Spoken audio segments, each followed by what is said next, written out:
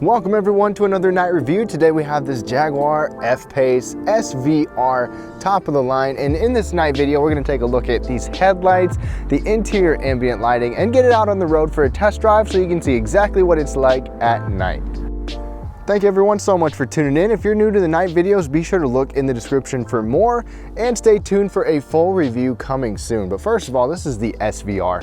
550 horsepower under the hood. You've got hood vents to show it. You've got LED daytime running lights, LED headlights, high and low beam. And I definitely like this double J swoop here for this Jag with these headlights.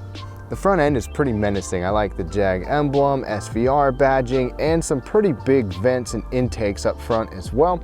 You can see I got the blinker on here. Those double J's, part of them at least, take up that blinker. So you've got low beams on the outside, high beams on the inside, full LED total here. This is actually a premium paint. It's an SVO premium paint, multiple $1,000s to get it. Let me know what you think and be sure to check it out in the daytime as well.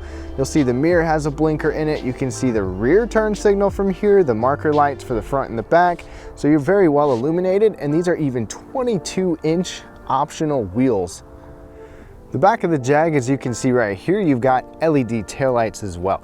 And they're not quite as rounded as the previous model of this F-PACE. They're a little bit more squared off, but they're completely red. There is no amber back here. You've got LED license plate lights, and those are even LED rear fog lights as well. So those are really bright if you need to have those on in bad weather. And let's take a look at the brake and reverse lights.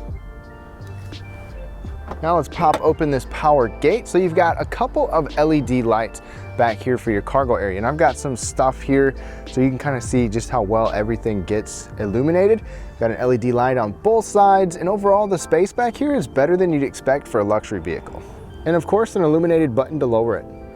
Now before we look at the inside, on the key fob, there's a button you can push to actually turn the headlights on, not only to give you some lighting to get around, but also it illuminates Jaguar on the ground. So that's pretty cool. That's nice little approach lighting. And now a quick look at the back here, but first let's look at this paint. So as I get in nice and close, this is an ultra metallic paint from Jaguar. This is a premium paint. It's really hard to see here, but when the light glistens off of this thing really shines. Like I said, premium SVO paint.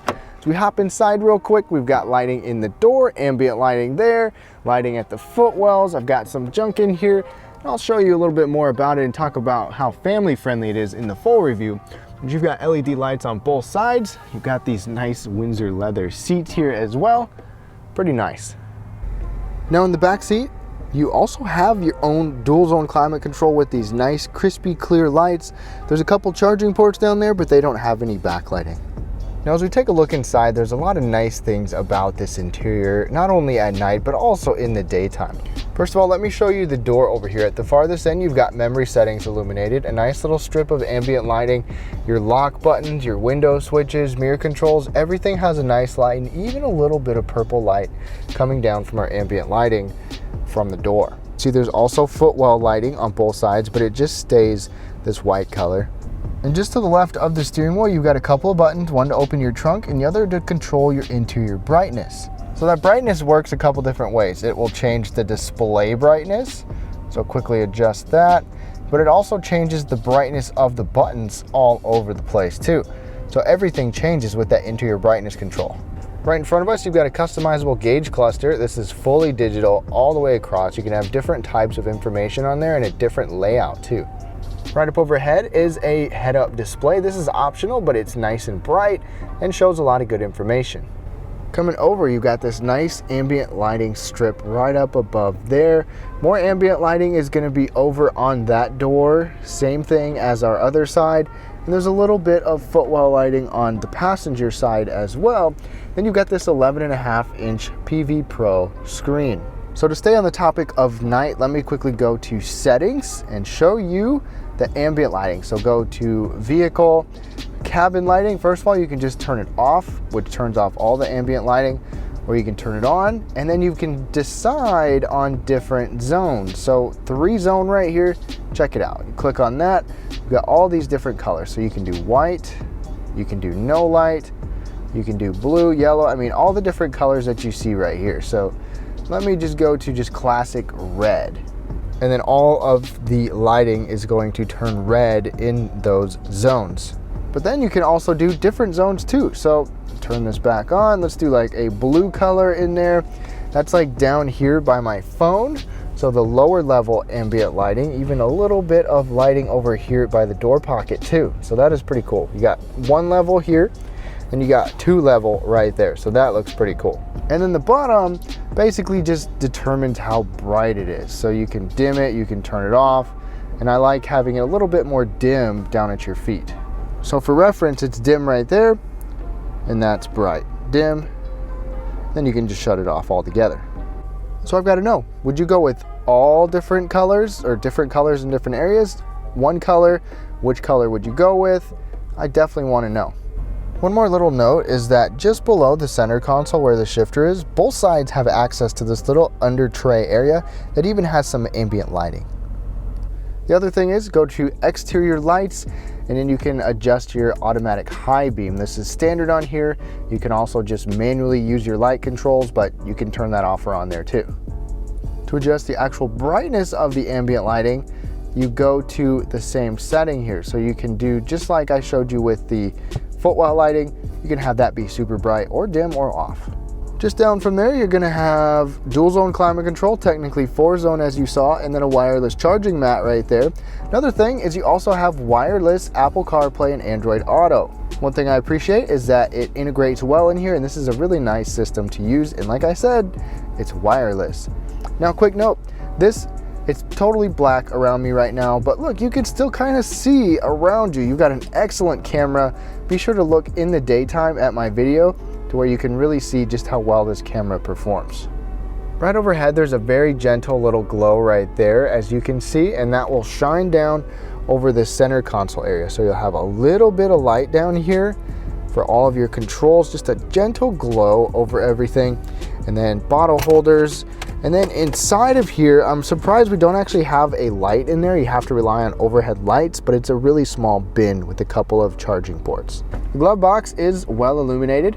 And then overhead, one complaint I would have is that these are completely touch sensitive, which I'm fine with touch sensitive lights, but in the middle of the night, you might be kind of like looking around, feeling for them because there's no actual indicator of them at all. But with those turned on, touch sensitive LEDs, they are pretty bright. They light this place up quite well. Then you have this pull down visor with an absolutely blinding vanity light on both sides. All right, y'all, let's take a look at these headlights. So the beam pattern right here, I'm a little disappointed with this. Look how steep that drop off is over there. It's like falling off a cliff. Now there's supposed to be an indent right there to help prevent blinding oncoming traffic. Nice and bright on the right side, but that falls off pretty quick over there too.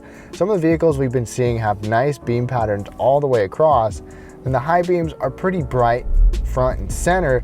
We don't have fog lights, we don't have cornering lights or turning lights, but you do have some decent peripheral vision with these headlights, regardless of high beams or low beams there. There are no ratings from the IIHS on these headlights, so I can't share those with you. Now looking at the headlights in the distance lined up on the same hill, you can see those posts are very well lit on that side. That's the passenger or my lane side. And then the other side definitely is pretty dim. This is how it's supposed to be. And the light is pretty good. This does not have the IIHS ratings, but you can see you've got a decently wide beam pattern over there. And let's turn this on. High beams, those are actually pretty high and pretty bright. So not super wide. We'll see how they do. All right, y'all, let's get rolling on the test drive in this F-PACE SVR. So first of all, if you've never driven or have never ridden with me on a night video, I like to go on some semi-illuminated roads and some really dark roads, even around some corners, get a feel for the automatic high beams, and just give you an idea of what it's like to drive the vehicles at night, so you can get comfortable with it, know if you'd like it or not. Now, I've got the head-up display on right now. It's very easy to see, especially at night. It's in a good spot. Now, I have noticed that the left side, or my driver's side, headlight beam pattern is more dropped off, more than I would like and more than what many other vehicles have been so far. You'll see that a little bit later. I'll change the camera angles a couple times here so you get a better idea about that. Real quick note, I do have a full review coming out after this video where I talk more about it, but this SVR is special because it has the 5-liter supercharged V8, 550 horsepower. It's an absolute monster. Now, I'll give you just a quick taste of that, but check out the full review for more details on that. 550 horsies.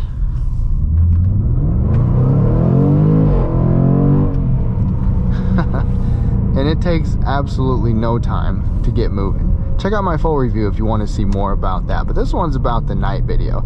So the automatic high beams are on right now, and we're currently in low beam, so we're just going to let it cycle through. I'm curious if it will even do it on this road with the overhead lights. These lights are nice and bright and white. I just wish the beam pattern was a little bit higher, but they definitely have that nice daytime lightness look to them. So far, it has just stayed in the low beams, kind of as I expected. But some cars do turn the high beams on, even with overhead lights. Now, I'm going to turn the high beams on. You can see a nice bright beam pattern right there. I'm excited to see those on a dark road, though. Quick note is that we have an automatic dimming rear view mirror. We also have an automatic dimming side mirror. That's always good to see. The driver's side is auto dimming, but the passenger side is not, but still, it's really nice to see, especially at this price point. Now, so far throughout this time, even without any oncoming traffic, the low beams have stayed on the whole time. So they're definitely a little extra sensitive to overhead street lights, and any other street lights they're not going to turn on, but we'll see how they do on a darker road. Okay, we're finally turning on to a dark road here. Automatic high beams are turned on, so we'll see when the high beams actually go. Still the low beams, still the low beams, and the high beams just turned on. And the cool thing about the high beams is it's kind of a nice crescendo effect. It's not just like, boom, high beams are on. And that's nice and bright in front of me. I see that lane very well. Now I just turned them off, so low beams. Definite dip on the oncoming traffic side. I could see okay, but going around a left corner is not ideal. It's definitely not all that strong. There's no adaptive function either, which is kind of surprising. Low beams are still on here. The distance is okay sometimes, but let's go high beams. High beams, that works really well. I mean, that lights up the road really, really well. Let me go low beams again. You can see a defined beam pattern right there. The distance is not great. I have no idea what the rating would be. Going around a corner to the right is definitely better because our beam pattern is much stronger there. But going to the left definitely makes me nervous, especially in town. There's no light hardly at all to that left side. Turn the high beams on. It's not going to help a ton with the peripherals, but you kind of get an idea. So high beams are still on here.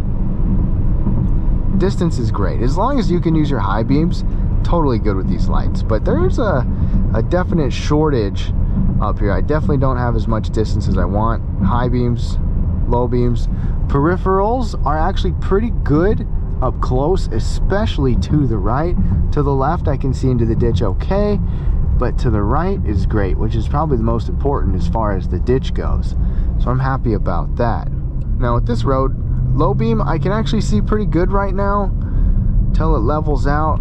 High beam, low beam, I'll kind of let you be the judge, but I'm a little disappointed with them. I wish we had adaptive lights or a little bit more lift on that other side headlight, but they probably won't blind anybody. These high beams definitely do a pretty nice job. They're really bright, and I like the crescendoed effect of them as well.